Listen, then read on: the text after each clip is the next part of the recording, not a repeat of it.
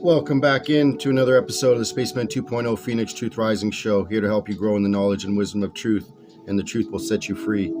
Some of the most important spiritual insights and true history lessons are in the Phoenix Journals by Georgia Sears Hattonn and the scribe Doris E.J. Dharma, a Phoenix Journal. So this is the recording of the divine plan to help us unfold it on earth as it is in heaven, because God needs live hands and feet living on earth, not martyrs on their knees.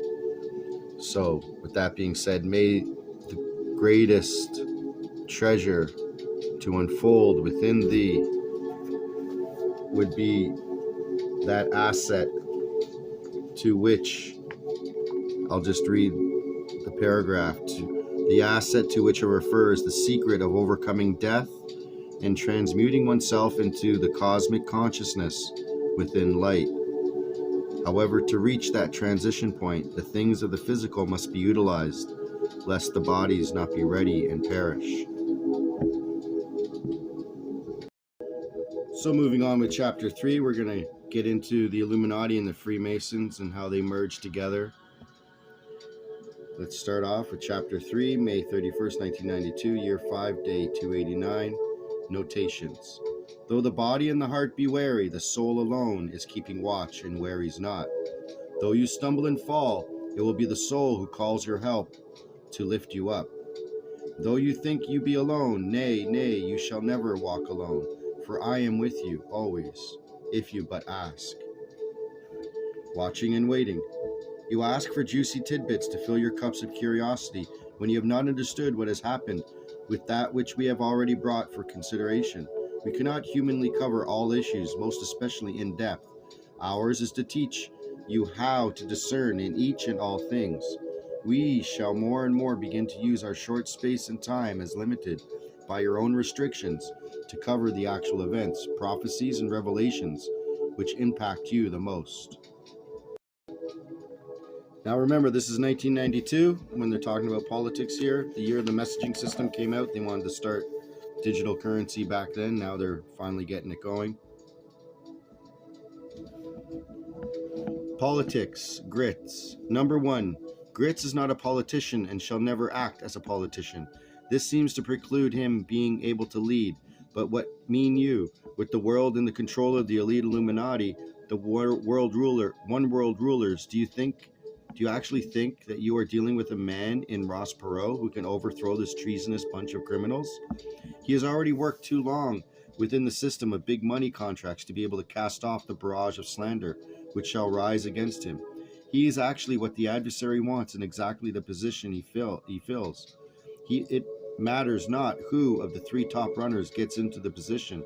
The rulership will not vary one iota. Further, Perot has already been through his programming and adjustments at Camp David in prior meetings with the elite over other subjects. Your clue was when it was suggested that he run for president and the balloon launched on Larry King Live. Now for Grits. Could Grits win if you had equal money for campaigning? Look at it closely before you answer. If I see to it that there is sufficient funding to pay for a massive campaign, could you pull it off and get him elected? How? How do you even begin to get such sums as are necessary into his funding bank? How could you freely use such funding? I am serious, Chellis. You tell me how you could pull it off, and if you can, get him on all ballots, and I shall give you the funding. But I do not accept wishful thinking nor fantasy dreams from La La Land. 9/10 of the population have never heard of Beau Grits, and if they had, they are on a feeding frenzy with Perot, exactly according to elite plans, to keep Grits from even being taken seriously by you, the people, specifically Beau Grits. You shall need Grits later, so you must continue to support him at every turn. He must be supported and allowed to continue to bring truth to you through speaking and lecturing about your nation, so that you can be kept abreast of the godly company. Politically, it matters not who is elected. I personally prefer to deal with that which is already in place and knows me rather than to have setbacks in our own plans. The point further is that the high-level criminals simply shift into more important and deadly slots of activities. Photon crossing, still imminent.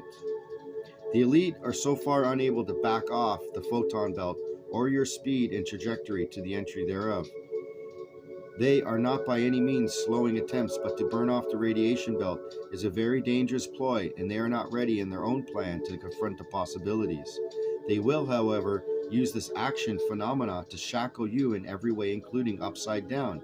There is a major thrust to get the photon-powered spacecraft in use and backup systems for their use, powered by photon energy. You have to understand that the photon power resources will work through the null time of that 3 to 5 days. They have it, you do not. It is becoming far more acceptable to your enemies to simply allow the passage to happen on schedule and use it for their benefit in beginning the assault against the multitudes in depopulation efforts, along with accusing space aliens of the actions. Can you imagine massive Earth upheavals in a dark or a blinding lighted world? All things about which we prattle falls into trivia definition. Okay, now remember Project Bluebeam, that Serge Monas lost his life giving you that truth back in the 90s or late 80s, 90s I believe. So here they're talking about that. Holographic imagery can portray an alien invasion, get you all to believe in a new world order with second coming of Christ coming back, but a fake one. And with HARP, you can create earthquakes through frequencies too, so you can create it looking like earth upheavals are happening because God's saying it so. Moving on, Gorbachev, Soviets, communists. Do not be misled in the dickering and hidden agendas of the elite. They know exactly what they are doing. Note what has happened in this very month as you count Gorbachev in your country as your fulfilled friend and business colleague. Actually, he is, for you must know that your enemy is your own national rulers. He is, however, on their side. He is president of Kissinger Associates in Moscow and came to visit his business ventures. Now that you have had time to inquire about who is director of FEMA, Wallace Stickney, I'm not sure why it says that above, I think you will find it quite interesting to note that he is a puppet under total control of Henry Kissinger and Zbigniew Brzezinski. Does this make you feel more secure? So be it. And Zbigniew Brzezinski, he brought out Technotronic Era back in the 70s and 80s. So imagine how far they are ahead nowadays. Back to Gorby. Less than a year ago, the world's most absolute ruler with dominion over 1/6 of the Earth's surface. Is it not interesting that he came to Fulton, Missouri on May 6, 1992 to end the Cold War, 46 years after Winston Churchill announced to the world from the same Westminster College that an Iron Curtain had descended over Europe, thus announcing the Cold War? Is it not interesting that both are aliens to America, and yet it took place in both instances in America? Mr. Gorbachev spoke out and stated that he shared the goal of Churchill, but instead of mere Anglo-Saxon unity, which embraced only half the world, now that the world is ready for global government, he further stated that the global government and decisive role would be played by the United Nations, which would subordinate each nation's armed forces to the UN command, and the Secretary General would use preemptive force to stamp out conflict anywhere in the world. Does that not sound like communism? Sovereignty assaulted. The main barrier to this New World Order were nations which remain morbidly jealous of their sovereignty and impede the principle of extraterritoriality. Fear not, for he did not include America in this irritating circumstance of one's trying to retain sovereignty.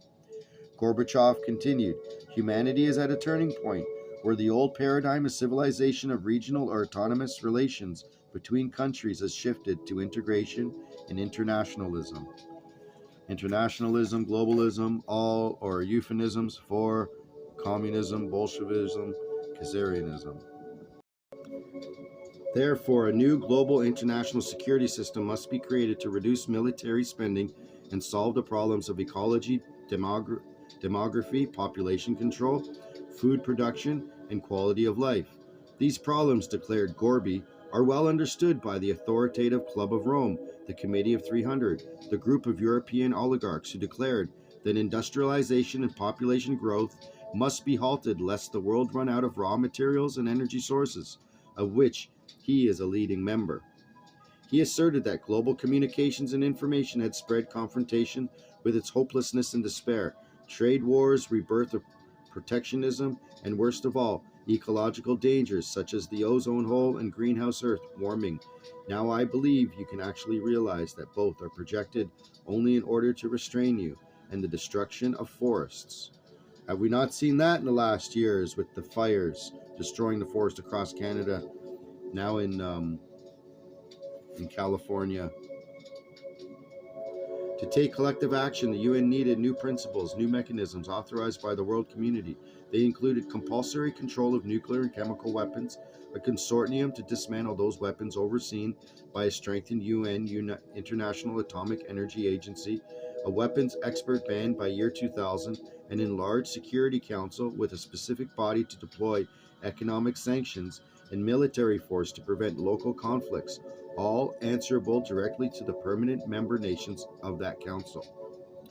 Students of history, take some obvious notes of this presentation and check out whether or not Gorby even wrote the speech. He used terms such as condominium, global government, ecology, new world order, extraterritoriality, democracy, rights of minorities, and rebirth of protectionism. Believe me, students, these are Anglo-Saxon terms right out of the Club of Rome. These are not customary terms for the just prior ruler of the communist world. And who sponsored this trip of Gorbachev? Who set up the meeting to fall on an anniversary at a specific setting? You are quickening in your response.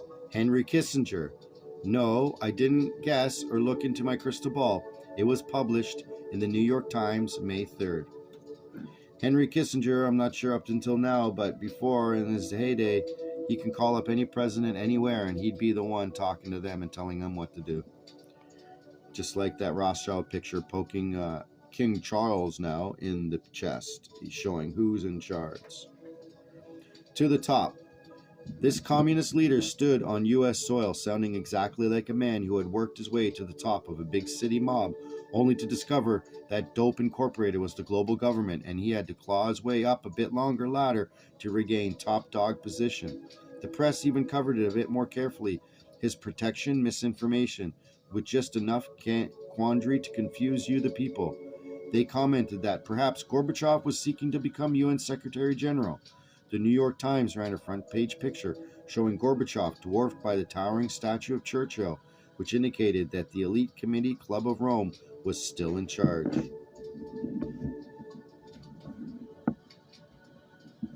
How about some other details? There are some other tidbits which might cool your ardor of this new communist ruler about to take your nation, a young spectator said, and was quoted all over the world. It was a day I'll cherish forever. Funny thing, however, the spectator was the 20-year-old daughter of the Westminster College president. Also, a press release showed Mr. Gorby autographing a vodka bottle, Gorby being flown in on the Forbes family private jet, capitalist tool Gorbachev being offered $100 million worth of pork sausages, and Gorbachev and Andreas trading boyhood farm stories. When introduced in public television, in the evening of May 6, the announcer introduced Gorbachev as the man who tore down the Berlin Wall. From CFR, also money. Council on Foreign Affairs, that is. Oh yes, the announced loudly reason for his mission in this 16-day venture was to raise money for his Moscow-based Gorbachev Foundation. He raised $100,000 from the Council on Foreign Relations and plans to buy an abandoned U.S. naval base as his American headquarters. Wake up, little sleepyheads. The coffee and toast are burning. Back to basics and reminders of the Illuminati and New World Order. Revelations 13:1-2 says, "And I saw a beast rise up out of the sea, and the dragon gave him his power and his seat and great authority. An unseen power is using human beings to give rise to world government. An unseen power is using human beings to give rise to a world government." Revelation 12:9 identifies the dragon as that old serpent called the devil and Satan, which deceiveth the whole world. I suggest we look again most carefully and see what system is rising on the world scene that is empowered by Satan the devil, who is also called Lucifer. Isaiah 14:12. Historical rising. Out of Germany was hatched a diabolical plot that has deceived millions of people and which even now threatens to destroy Western civilization. I am going to utilize material which is extremely succinct and well written and sent to me by Robert B. He noted the confirming documentation and submitted it for sharing. I recognize Newsmatch magazine for publication in the November-December 1991 issue. I simply ask that it be reprinted exactly as given. Now, a lot of news articles and other articles from different books are rewritten here and commented upon so that you can see that this information is given to us from investigative journalists from around the globe for a long time, for centuries even. And HATONN being a commentator on the actual truth that is actually on the planet so that it can be confirmed for your own confirmation. That being said, quote, from the beginning, Satan was frantically busy among the leadership of these emancipators. These thinkers could clearly see that corruption and depravity had decimated the strength of the Catholic Church, which had promulgated many of the ideas now proved to be totally fallacious. They saw that the Church, commonly believed to be the body of Christ, held its adherents in subjection by means of fear and superstitious ritual. They falsely assumed that the myths and superstitions of the Dark Ages were based on the Bible. When they proved that these superstitions were false, they assumed, without any real proof, that they had proved the Bible to be false. The teachings of the Catholic Church were based on the Satan-inspired Babylonian mystery religion, not on the Bible. Under an unending barrage of such enlightened scholarship, the intelligentsia of Europe were prepared by the second half of the 18th century for the advent of the Illuminism, the secret society called the Illuminati. Let me read that again. Under an unending barrage of such enlightened scholarship, the intelligentsia of Europe were prepared by the second half of the 18th century for the advent of Illuminism, the secret society called the Illuminati. Illuminati? What does that name mean to you? Most people answer that question with a blank stare, a total lack of comprehension. Regardless of how various people may respond to that question, there is one fact of which we may be assured. The Order of the Illuminati was founded on May 1st, 1776 by Dr. Adam Weishaupt, professor of canon law at the University of Ingolstadt, Bavaria. Weishaupt, born a Jew and a convert to Roman Catholicism, was a former Jesuit priest who broke with the order to form his own organization. There is evidence now extant that proves that the Catholic forces have joined the Illuminists at the highest level in an unholy alliance to achieve their mutual goal, total world conquest. The new Montinian Church and the Vatican chair by the Reverend Joaquin Saez Arreguia, a Mexican priest, Spanish language only. It is important that we clarify the real meaning of the name of Weishaupt's secret society, the Illuminati. This is very significant. The name implies that those individuals who are members of the Illuminati are the only members of the human race who are truly enlightened. Weishaupt and his followers consider themselves to be the cream of the intelligentsia, the only people with the mental capacity, the knowledge, the insight, and understanding necessary to govern the world and bring it peace. Their avowed purpose and goal was the establishment of a novus ordo seclorum, a new world order, or one world government. Editor's note: directly beneath the pyramid with the evil eye, novus ordo seclorum appears on the U.S. Federal Reserve note dollar bill in your pocket. The name Illuminati is derived from the word Lucifer, which means bearer of light, or a being of extraordinary brilliance, Isaiah 14:12.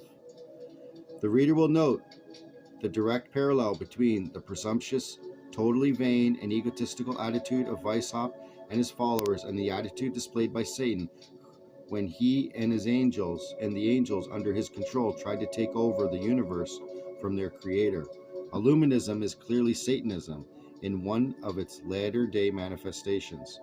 Their goals are virtually identical. In fact, Satan was the first Illuminist. Public attention was first drawn to the existence of the Illuminati and their diabolical plan for world conquest as the result of a bizarre accident in 1785. History records that a courier for the Illuminati named Lance was racing on horseback from Frankfurt to Paris carrying documents relating to Illuminati activities in general and specific instructions for the planned French Revolution in particular. The documents originated with Jewish members of the Illuminati in Germany and were addressed to the Grand Master of the Grand Orient Masons in Paris. As the courier galloped through Ratisbon, as he was struck by lightning and killed, all of the papers he was carrying fell into the hands of the local police, who turned them over to the Bavarian government. The authorities ordered the police to raid the headquarters of the Illuminati, and this resulted in additional documents being captured. These documents revealed that the conspirators had worldwide aims. So with that being said, let's get into the next part where the Freemasons and the merger of the Illuminati and the Freemasons take place, and what oaths have, binding oaths, and the first break.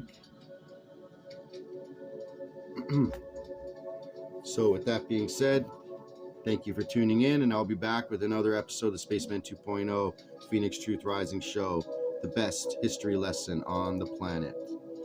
This is the Spaceman 2.0, and I'm out.